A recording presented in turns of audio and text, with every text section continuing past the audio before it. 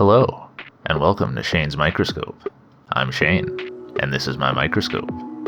Let's take a peek. Today's sample is an experiment.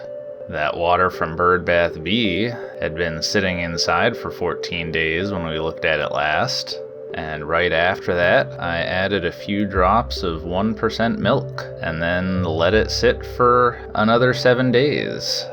The idea being that the milk should feed bacteria and bacteria should feed the larger organisms.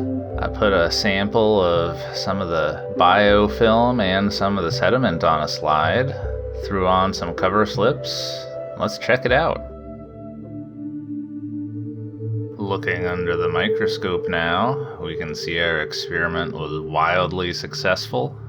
We've got hypotrix everywhere. That's from the Greek for under hair. And we've also got, right in the middle here, a rotifer noodling around. That comes from the Latin rota for wheel, because of the way that they feed. Zoomed in, we can see it exploring its environment, and we can see from the contents of its stomach that it is extremely well fed.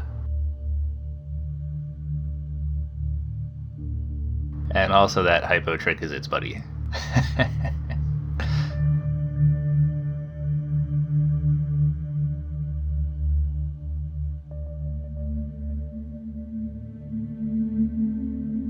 Oh, there's the transition to its ciliated crown mode of feeding.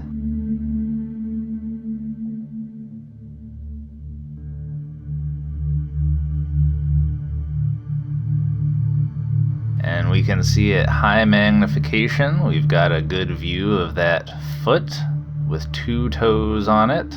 We can see its teeth going as it's eaten.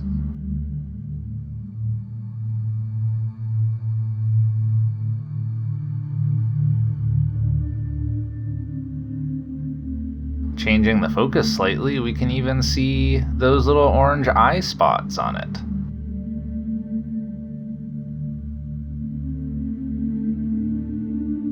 And while I was having a closer look at the foot, we just saw a rotifer poop. Let's watch that again. There it goes. Well, that was good timing. And here I managed to catch some high magnification footage of its transition to using the ciliated crown. That's really cool.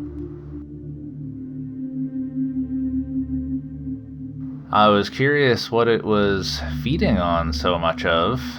These are incredibly small, so I'm not really sure what they are, but I think they may be some sort of flagellate algae. Some kind of chlorophyta, Greek for green plant. Not at all certain about that one, though. So as I continued to look around, I saw a hypotrick that was getting ready to divide. And I was pretty happy with that shot of 3 hypotricks all at once at different stages of cell division. So I continued to watch this one. You can see that division between the 2 halves pinching in more.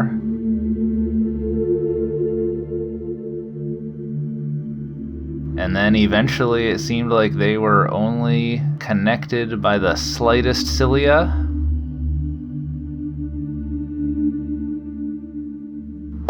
And there they just split. That's only the second time I've seen that. That's still really cool to me.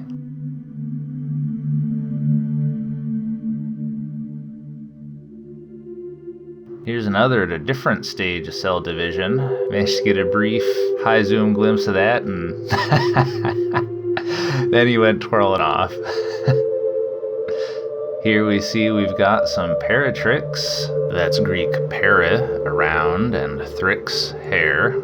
I think they may be in the family Opercularidae based on how they look, and since they've got branched stalks without spasmonemes, that is that the stalk doesn't contract when they're disturbed, the body of them does. and I managed to catch some really zoomed in footage of this one returning to feeding after being disturbed.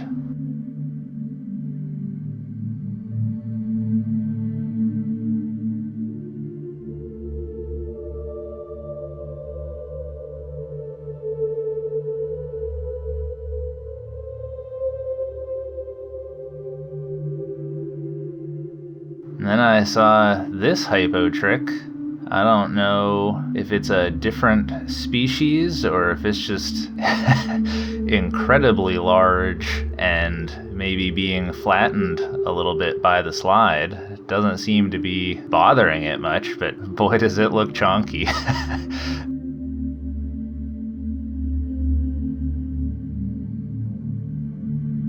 There's a more normal size one to give you a comparison.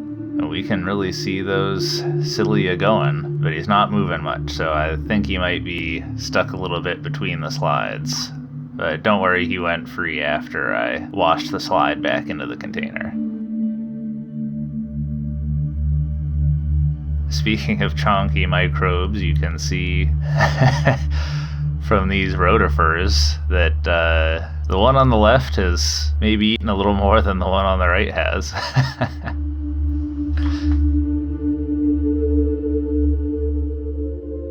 We've also got some more paratrix in here, and in fact these appear to be in the process of dividing. It's interesting that they divide in half like that. I suppose it's a sensible way to do it, and then they can both continue feeding if they need to during division. Over on the sediment part of the sample, mostly saw a lot of the same things that we saw in the biofilm.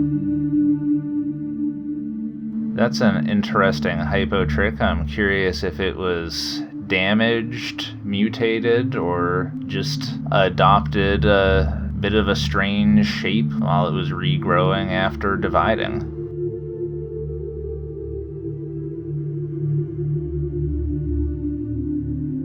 Here's a whole cluster of paratrix.